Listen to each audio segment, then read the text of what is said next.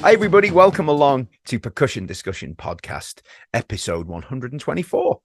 Before we get into it, please check out our social media. You can find us on Facebook, Instagram, and when I remember to upload to it, Threads as well. Don't forget to check out our YouTube channel. You can find all of our conversations past and present there with the video to accompany, so you get to see my ugly mug too. What a treat. If you'd rather listen on the go, then all of our conversations are available in podcast form. These are free to download from all of your favorite podcast providers. So if that's your thing, download, listen on the way to work, listen wherever you like. Please rate and review if you can. It really helps other like-minded drummers find us and like us as much as you do. Well, I hope you like us anyway. If not, why do you keep listening? Anyway, on to today's guest. This is a really important guy, especially over in the UK. For this drumming community. He does an awful lot for us. He's the organizer of the UK drum show. The amount of work that goes into this is absolutely incredible. I think there were 48 artists at the show that's just happened in Liverpool. That doesn't happen on its own. It needs somebody pretty dedicated, and we're very lucky to have him. So it gives me great pleasure to introduce a man who doesn't do many interviews. So I feel very honored that he's agreed to do this. Please welcome the fabulous Mr. Neil Golding. So Neil, thank you so much for doing this. I really appreciate it. You're most welcome. Yeah, no, good to chat. Likewise. And obviously, before we get into this, and this may surprise one or two people, you're not a drummer. No, I'm not. I have to confess, we run a drum show, but no, I'm not a drummer. Well, I tell you what, you do a remarkable job of showing a passion for an instrument that you don't actually play. So I think you've got to be commended for that, because anybody from the outside would go, well, he obviously loves drums to put that much effort and attention and, attention to detail in. So hats off to you, mate. No, thank you. Well, it's the community that I love. I mean, I've been involved with running various shows, or being not quite as big as the UK drum show is now, but the drummers and the drum show, as it's grown over the years, has always been it's just been the best because of the community. There's not, I don't think there's another one like it. I mean, I'm sure other musicians will argue, but the drum community just seems to come together. They like to share whatever it is, information, equipment, knowledge, anything. And I don't think there's another community in other, playing other instruments that's quite the same. I really don't. It's not. It's the camaraderie that you see when you walk around the show, and I mean, like I say, as you said, I'm not a drummer, but it's just the vibe. It's the sharing. There's no lead guitarist here, and I think that's what's great about drummers, is that they're happy to share their skills and their knowledge to encourage the next generation. It isn't all about look at me. It's like, let's learn and pass on skills and knowledge. And I think that's just great, and that's what I love about it. Absolutely. So give us a little bit of your kind of background then. Do you play an instrument at all? Are you musical in any shape or form? I love music first and foremost. I would confess, well, I probably wouldn't confess, but I play a bit of acoustic guitar badly. I kind of shut the door. I'm not a showman at all. I'm not even one for great for giving interviews. So you've done well to get me on here to start with. But no, my background really stemmed from just a moment in my life where I was at a crossroads. A small family publisher, music publisher, reached out to me and said, what are you up to? And at that point, I was in between things and said, well, not much at the moment. We had a conversation, and that led to me working with a small family publisher in Devon, which is where I live. Lots of people make the assumption I'm either in London or I live in Liverpool, which I don't. I live in the West Country in Devon. And that journey began with working on high street music magazines, which was acoustic guitar magazine, a bass guitar magazine, and surprise, surprise, at some point, the publisher purchased Drummer magazine. Yeah. And with that, it had historically, with the previous owners, had some form of show. And we just saw the opportunity. We spoke with the trade and everything, and Well, yeah, that's how that kind of began. But no, it was high street music magazines initially, and then thereafter, the birth of music shows. Wow. So you never had an intention to get into this kind of thing, then you just found its own way. Yeah, that's right. I mean, my background, I suppose, mostly has always been generally a sales background. Okay. I've worked in music retail in a much younger life. I enjoyed the engagement and talking to people. That it's the people thing that I do like, and that's what I suppose one of the frustrating things is that when you're running the show, a lot of that is done in isolation in an office. But the fruits of your labour is when everybody comes together at the show, and it's like, right, okay, everybody's here, everybody's having a great time, and for me, it's just the biggest reward. It's Yeah. the biggest reward. Oh, Yeah. I can well imagine. I really can. I mean, I put on small events. Nothing. I'm not comparing what I do to you in any shape or form. And the satisfaction, I'm sure, is still the same when you see a room full of people enjoying, what you've put on. People are there to enjoy what they love. Whether it's somebody that's been doing it for a long time. And what's been really encouraging the last couple of years, and especially this year at the drum show, is just how many of the youngsters. Mm. Some of them just crazy. I mean, Caleb, who we've just announced for the new main stage mini for this year, because we thought we need to shine a spotlight on these youngsters. They're taking the time and effort and dedication to learn an instrument, and there's a lot of distractions, isn't there, with everything else going on. Yeah. And we just thought, wouldn't this be great? But I mean, like someone like Caleb, he's and there'll be others to be announced as well, but just phenomenal commitment.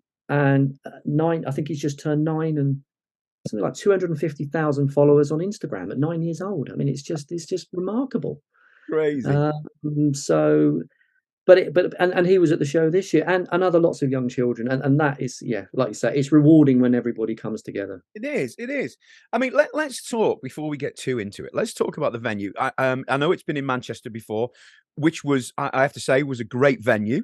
Yeah, And I think that was pre-COVID, wasn't it? The last one was it 2019? it was. It Yeah. was. Yes. Yeah. I mean, from a drum show background, I mean, some people may or may not be aware, but I was originally the person that launched the London drum show that took place at Olympia Yeah. I think we run that for 7 or 8 years, and it changed hands with a few different companies and me along with it, which was, good and bad. But yeah, I mean, when the time had concluded with London, and I thought, well, look, I've been doing this for some time now with different companies, small and large. Let's just go and do it. Let's just go and do something of our own.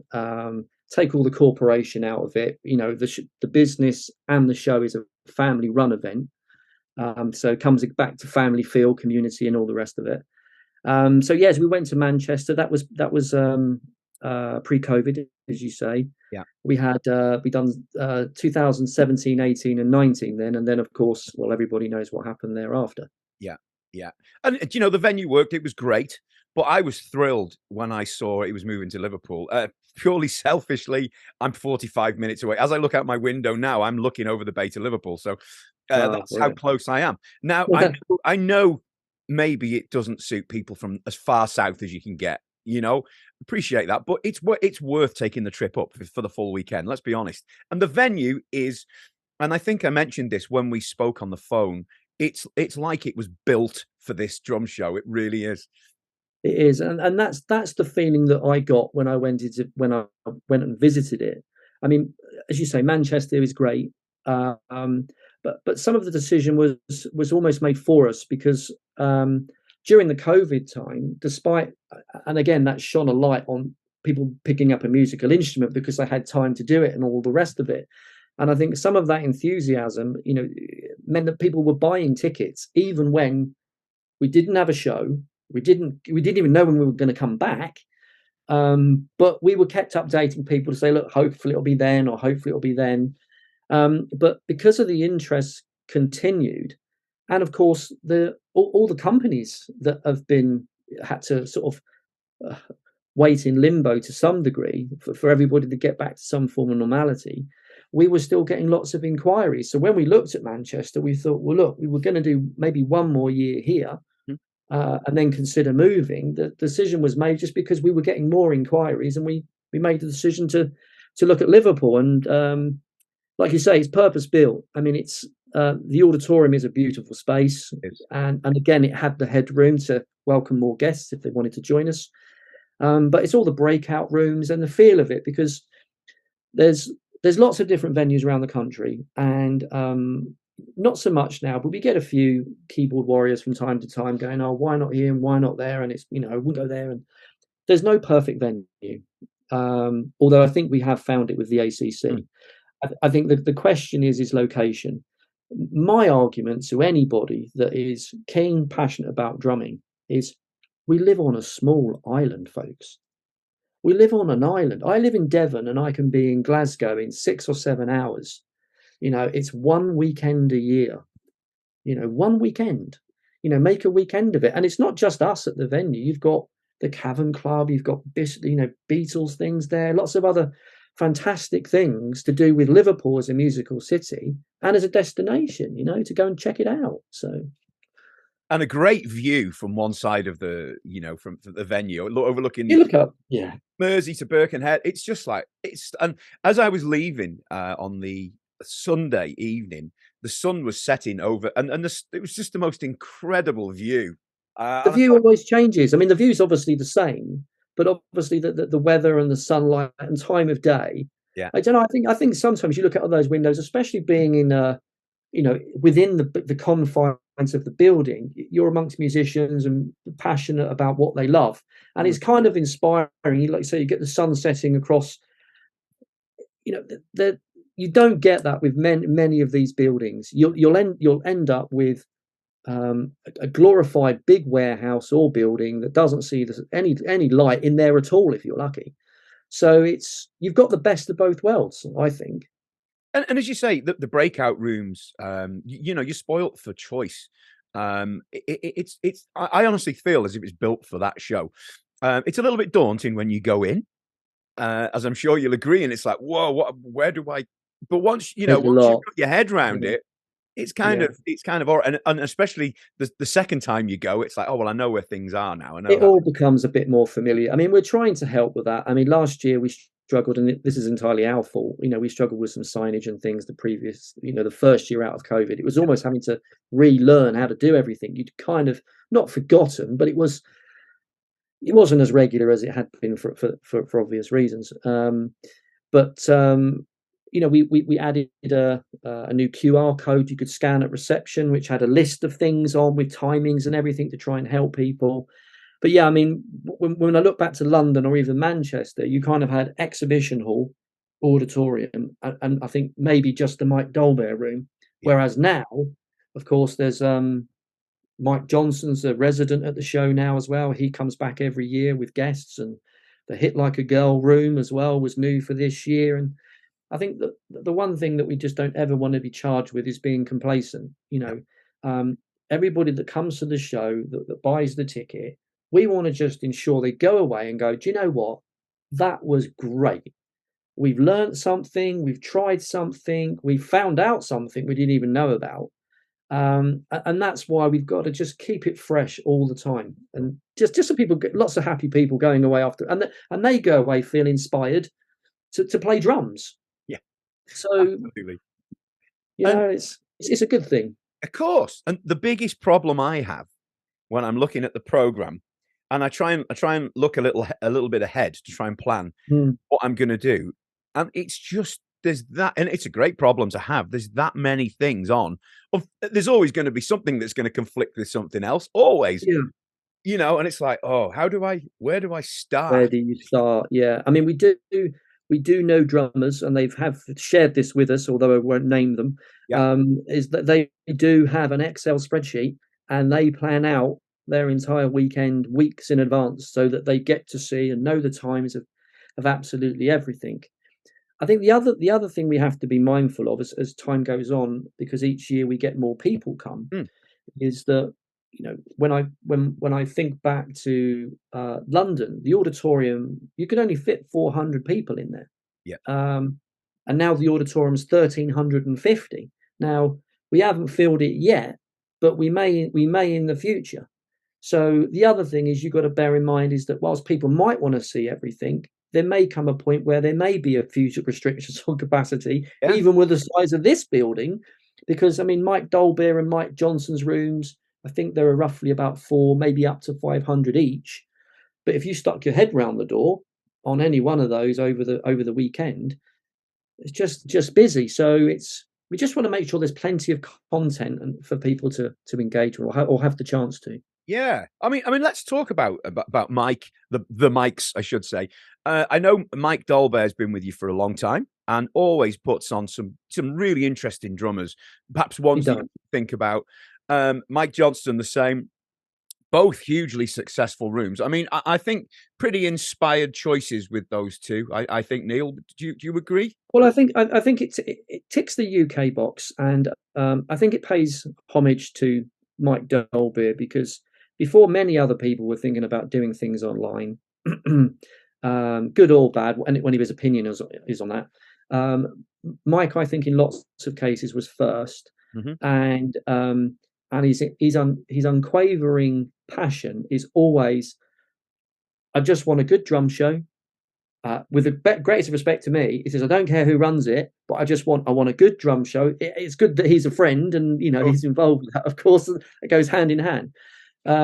So Mike Dolby was always an obvious choice. mhm. He's friends with a lot of the artists because he's been around a lot longer than I have in this industry, and he's a drummer, of course, whereas I'm not. And Mike Johnston, I mean, it ticks another box with everything Mike Johnston does with his education online. Another, again, cast from the same mold, enthusiastic, Oh, passionate, um, educate, teach, share, and and Mike Johnson's always been very, very humble. Always saying, I'll be a resident there for as long as you'll have me. wow. So Yeah. and when you're getting that kind of comment from somebody that's so well regarded and respected worldwide, it's nice that he wants to be part of our UK family. Yeah. I mean, Mike Johnston, hugely respected drummer, artist, educator, and he's got such a lovely way of putting over his content. There's always humor. It's always professional and warm, and he just draws people in. So I'm interested. How do the guests that both Mike Dolbear have and Mike Johnston, is that kind of their? Do they decide that, or do they decide it with you? How does that work, I Neil? think it's a combination of various things. I mean, Mike Dolbear will often have ideas of who he would like in his room. He always likes to, kind of referred earlier, some up and coming, some guys introducing. So he likes to do that, and of course, Mike always has historically his Young Drummer of the Year winner Yeah. appear on. I think it's the Saturday over the weekend. So it's an extra nice thing for him to do and to be able to offer. So no, Mike very much has got ideas, but of course, we have an industry and we have companies there that are always going to naturally suggest artists for us to consider. Yes. Yes. For their own purposes as well as our own. And there's and that's I don't say that in a contrite way at all, but they'll get suggested and we look at it together and we discuss it and the same with Mike Johnston. I mean, Mike Johnston will have an idea of who he'd like. We would just generally discuss it. What do I think? He'll send over, generally, if Mike's suggesting somebody, they're almost preaching to the converted, aren't they? These guys, who they are, because they know what they're doing. So it's not met with any resistance on my part generally. Sure. And we're grateful for the trade support on that because they help and assist with these artists as well too. Absolutely. But both rooms worked incredibly well. And both popular. I spent probably most of the weekend in either one of those rooms at one point or other. And I love the atmosphere of it. Obviously, but you spoiled for choice. The Hit Like a Girl thing, again, hugely successful this year, wasn't it? Its first year there. Yeah, I mean it's something that's always very, very tricky. I mean, we see comments online that not that we're anti-women drummers or anything like that. It's really not the case. Sometimes it's the case when we're looking. It does come down to availability sometimes. So it's always a bit of a juggling act.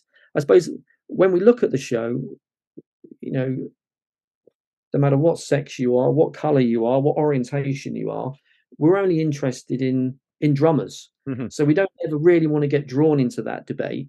But it was great to have the hit like a girl, because there were some fantastic female artists appear in that room over the weekend, and some fun things as well. You know, so the like the aerobics things with the sticks and things. That's never been done before, and I've seen some highlights of it, and it just looks like everyone was having such a great time. Yeah. You know, but just something different. And you know, as well as that, you've got the experience rooms as well, where you're going to get up close, and pretty close with some remarkable drummers. You I know, know, I and know. unfortunately, the ones I wanted to go, they were full instantly. One of those things Yeah. you take your chance, don't you? Um, Mm. is that was that something? Was that your idea to do that, or is that somebody else give The you an idea for that? the experience rooms was always, I guess, my idea initially, and it didn't necessarily have a particular criteria for that. Mm, Um, I mean, you know, we've got the live stages and we've got the Mike Dolbear and the Mike Johnston thing, and that's great. But what we wanted to do is, again, obviously, we're managing a drum show. There's lots of drums going on, isn't there? So with the experience rooms, it just meant you could step away from the exhibition hall if you wanted to, or out of education, and for companies to get creative, or for us to come up with ideas, to think, you know, what else could we add to your weekend that you might feel valuable. So with the experience room, so like this year we had, you know, how to hybrid. You know, we've not done that before, so if somebody wanted to learn how to do that, you know, getting the best tuning. You know, you can buy a fantastic drum kit and it might sound yeah. awful, just because it's not been tuned properly. So those kind of things, and you know, those will evolve and will add to that and tweak and change. But you know, but we found, you know, so Ludwig tried, oh, not tried, because they done the show last year with experience rooms, but they expanded on it. So as you say, trying to get in up and close and personal with some of these guys. I mean, Art Cruz, Femi, Graham Hopkins in a room of just 30 people, Yeah. maybe been slightly less than that. I mean, it's quite intimate and obviously limited. But you know, we spoke to them. We spoke to the Ludwig guys after the show, and they just said it was brilliant. You know, unfortunately we had people queuing around the block, but Yeah. what do you do? You know, we've got all these rooms filling up with various things, and there's only a finite amount of spaces. But it went very well, and there's, you know, we've had lots of nice comments from guests that went in there and they met some of their heroes and got selfies and asked them questions, because it's not in a main stage environment. You know, it's less intimidating, I suppose, to put your hand up when there's just a few of you in there. And I think it's a nice thing to keep it a small number as well. It makes it a little Mm, bit more special. You know, as you say, if it's in a main stage, it loses that personal kind of touch, doesn't it? So that's it. I think that's great to keep it small and intimate like that. You know, and it's one of those. If you're not there in time, it's tough luck. Try again next year. Unfortunately, yeah, yeah. I mean, the guys sort of run a series of them over the day, so if you can't get in one or other, then there's several. And you know, we do try and encourage the companies that are there, or the artists that are there, to say, look, just, you know, if you're there anyway, just try and think of something a bit different to, you know, present to an audience. It might be a bit smaller, but you know, it's just a great opportunity, isn't it? Yeah. And and I have to ask about the main stage artists, obviously. That well, I'm going to say the bigger names, but not necessarily always the bigger names, because in No, other not rooms there's always. huge names. So and I know you've had artists in both the Mike's rooms who've been main stage artists. So how do Yeah. you, how the hell do you go about choosing? I know, and it's a really nice touch that you do this. You actually ask on social media, who would you like to see? Do you actually look at some of those and go, well, do you know what? That's a Yeah, good we do. idea. Yeah, yeah, yeah. I mean, some of them we see. As I said, probably as we posted, we said, look, we can't make any promises, No. but it's nice to get people's feedback. You know, if they're coming to the show and there's someone they really want to see, then ultimately we'll give it a shot. I mean, sometimes there are names on there where, for whatever reason, you just won't get them. You know, the aspirationals, you know, there's a few, you know, and certain artists, and I wouldn't dare name them, but some just wouldn't like that type of environment. It's just not, it's not their thing. But I suppose when we kind of stand back from and look at who we are wanting, again, it's trying to, again, the impossible, trying to please as many people as we can. So we'll look at genres and style. So you've got your prog rock, you've got your metal, you've got your jazzer, and then amongst that, we also, you've got, very, very long established players, household names to the drumming community.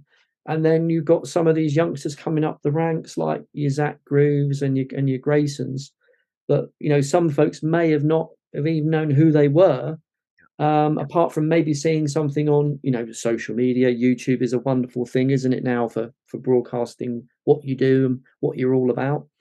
So it's that mixture, and I think that's something that going forward we want to be more involved with. That it's entwining the next generation and acknowledging some of the more seasoned players that everybody knows their names, if you know what I mean. And I suppose the thing that you've got on your side now, you've got a hugely, I mean, let's be honest, arguably the biggest drum show in the world, definitely in Europe, I'm guessing. Well, there are other smaller shows, to be fair, throughout Europe, and they all play obviously a valuable part to where they are and who they want to attract. But I mean, it's never been about us being the biggest or the best, but so I'm told by some of the brands, or whether they're exhibitors or also prospective companies coming to look from all over the world. And I think when they come into the building, you and I know the ACC, it's local to you, but when they come in and they look at it, they're like, wow, this isn't some small trestle table event in a village hall. You're not messing about. This is multi-level, multi-room, education, performances, gear, experiences, and they go away shaking their heads, most of them, going like, I never really appreciated how big this thing is. So but I mean, the good thing is with it being big is we've got room for all the fun stuff that we put in that building. Yeah, that's what I was going to say. I mean, obviously you've got quite a few years behind you now with UK drum shows, and when you can go to any drummer in the world and proudly say, look, this is what we do, this is where we do it, these are the artists that have done it, and that must make it irresistible to some drummers, I'm guessing. They'll go, well, they've done it, I've got to do it. Yeah, I mean, we're fortunate now, I suppose, that we've been around the block a little bit, and because of thanks again to social media and everything else that goes on, the show is also a brand in itself, I suppose. So it gets shared around the world, and the industry isn't that massive, so I suppose it doesn't take too long that when you invite or ask an artist, if they haven't already reached out to you to say, would you like to come and do it, at least they've heard of us, which is half the battle, isn't it? They know who we are.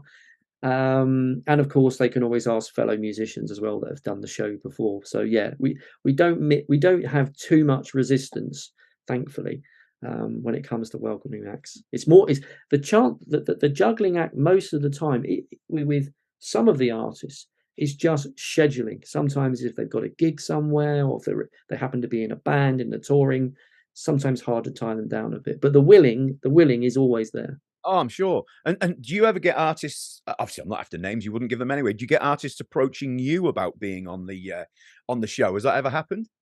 All the time. Really? All the time. Yeah. Wow, that's interesting to know. Yeah. So I will. I mean, I've probably been, what was it now? Just over a couple of weeks. I make probably 15, 20 approaches from certain people. And how do you feel about that? To me, it's less of a challenge when somebody comes to you. I like the chase of trying to get somebody. Well, it's a challenge, because I suppose what you want to do is, again, just coming back to what I said earlier, is it's not a case of top trumps or anything here. It's just a case of looking at who's on the table, so you can go, okay, that ticks a box, that ticks a box. Love to see them. Or there might be something they've got going on, that they've just produced a new album, or they're involved with something that's current. So we're very fortunate. What's difficult sometimes is if we've ticked a certain box of a certain genre, is, you know, do we want a third or fourth gospel drummer when we really need a jazz or a metal drummer? So it's sometimes like, thanks guys, but can we park it and ask and return that and ask the question of you next year if that's okay? But I think everyone gets that. Of course, absolutely. And the variety is there for all to see. I mean, I was there lucky enough to be there both days, and it's mind-boggling the array of drummers that you've got, and you've just had all sorts of genres and what have you. And one of the questions I was going to ask is, and I think I know where the answer is. How soon in advance? How far in advance do you start organising next year's? Now, I've seen you've announced Nick Collins already, so it's obviously already started. Yeah, it pretty much starts immediately, and sometimes it even starts on the Saturday or the Sunday of the show. Yeah. So it's not uncommon.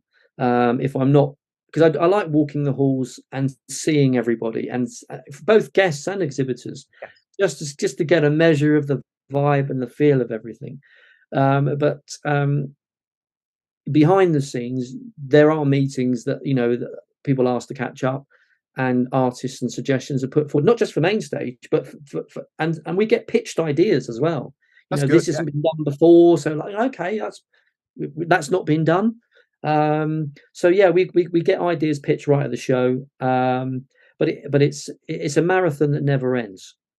It never ends. I mean, we finish the show, we're almost immediately asked when do the tickets go on sale. This year in particular, there is a slight delay where the website is being rebuilt because the website is old, quite honestly. So we've got a new website that's being built, which goes live towards the end of this month. Yeah, I mean, I would probably say normally 50% of the main stage artists will normally be announced within 4 to 8 weeks. That's incredible. We've already got names that are being worked on, or we've got acknowledgements for, and we're waiting for images and bios and things to announce them. So there are more already confirmed, part beyond Nick at the moment. And how far up to the show are things still being arranged? Is it? I suppose it's the night before for minor little things. I suppose. I guess all the major stuff's done and dusted. How long before the show would you say, Neil? Oh, Good question to ask. I know. from my perspective or from everybody else's. Well, we like to try and have most things done a good 6 to 8 weeks out with most things, just because there is that it shifts from operational to, I suppose, answering questions, more marketing, more social, you know, and the companies themselves. There's lots of information coming in about artists, videos, products. So the last few weeks leading into the show is pretty much all about it is consuming. Yes. I mean, I think I even put an apology out to everybody that was kind enough to leave comments on Instagram, because it was just I wouldn't say we gave up, but we were just defeated. Yes. Well, that's a nice problem to have, isn't it? Yeah, it is, and it's nice that people take the time. You know, that's it.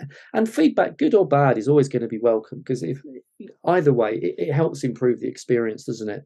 But and so many people came up to me to show it in person, because they might have seen the odd little video clip and things that I don't really enjoy doing, but I do because I hope it helps people. But what's really quite heartwarming is when guests at the show will come up to me and they'll say, you know, I can remember one gentleman, and he was at a particular low point coming out of COVID, and he was really struggling. And I mean, I got really quite emotional. He came up to me and just said, "Look, thank you. I really needed this. You know, we haven't had the drum show for a couple of years, and I can't tell you how much I'm so grateful that it's back, and I never take it for granted." And he came up to me again this year, and he said, I just feel always invigorated and inspired every time you do this. It just lifts me. And, you know, so if I can play any part in contributing to people coming away and feeling that, well, you know, it's rewarding, isn't it? Absolutely. And I think the gentleman you just spoke about now speaks what we're all thinking. You know, we all go away just, you know, like ready to take on the world, get take practice. on the world. Yeah. Yeah, It's, absolutely.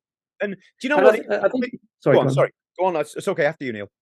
Yeah, yeah. All I was going to say was, I think, coming out of COVID and everything else that's going on in the world at the minute, it's just, I think it's drummers' passion, and that they're in that environment where they just love it, and they could forget about everything else for that moment or for that weekend. And like I say, yeah, just come away feeling completely inspired. And value for money as well, and this is important. People are always going to complain about the prices of things, but if you broke down to individual masterclasses, clinics, you'd be 4 or 5 times the ticket price that you're charging. So I think it's great value for money for the day. I really, really do, and I stand by that. Yeah, I'm glad you think so. I mean, it goes up incrementally, not a lot each year. Only £1 or so, but it's a family business, and we want it to be affordable for everybody. And what we've noticed is that, I mean, we're seeing more families coming. I mean, there's even children, with ear defenders on, even like children in prams being walked around.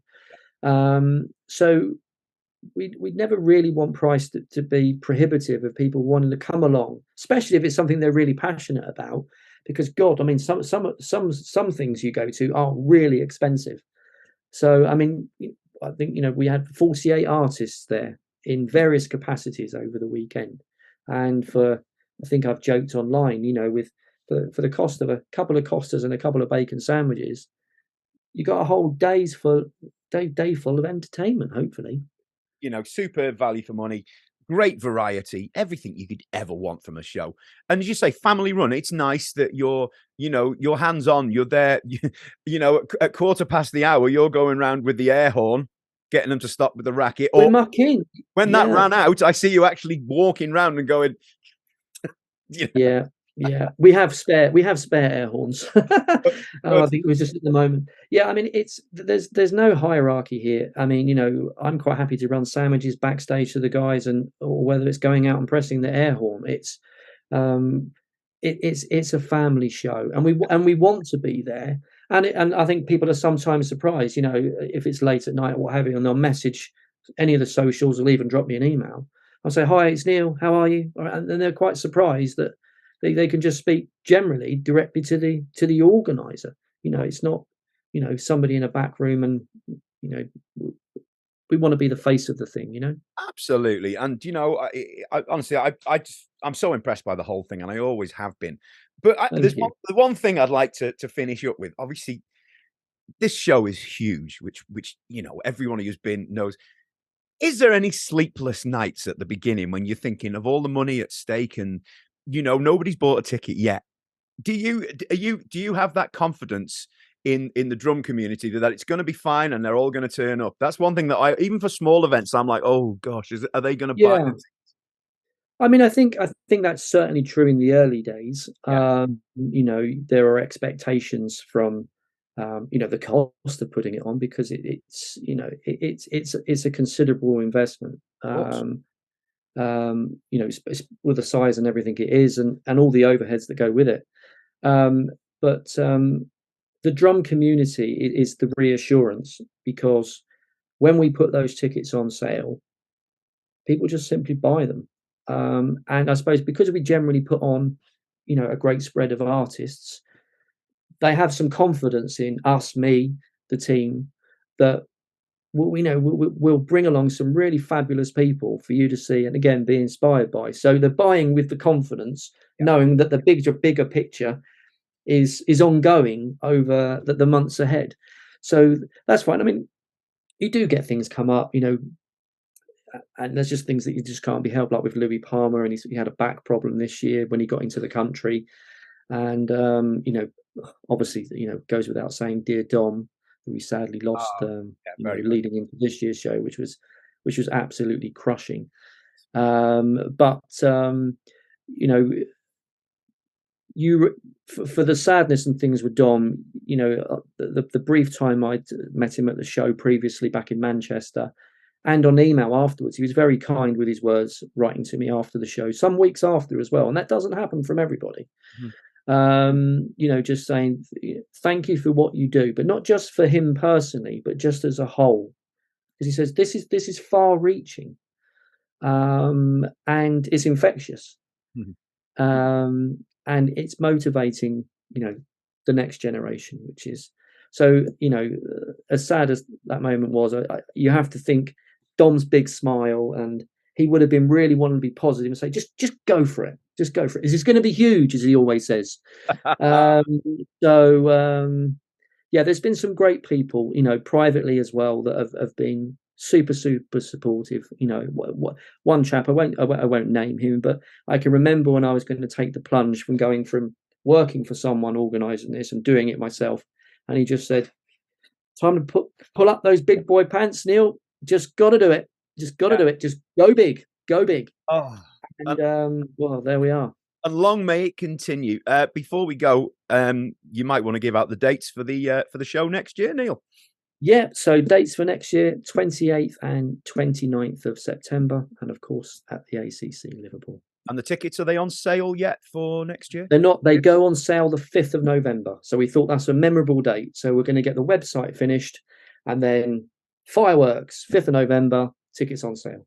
Go and buy them. You know what to do. Neil, honestly, thank you so much. I know you don't do many of these things, so I feel very good that you've agreed to do percussion discussion. So thank you as a non-drummer as well. Well, hey, that's okay. We're all right. As long as you keep doing what you're doing for us drummers, we're more than happy. You're an honorary drummer, put it that way. Oh, that's very kind of you to say so. Thanks so much, Neil. Yeah, thanks ever so much. Thanks a lot. Bye-bye. Bye.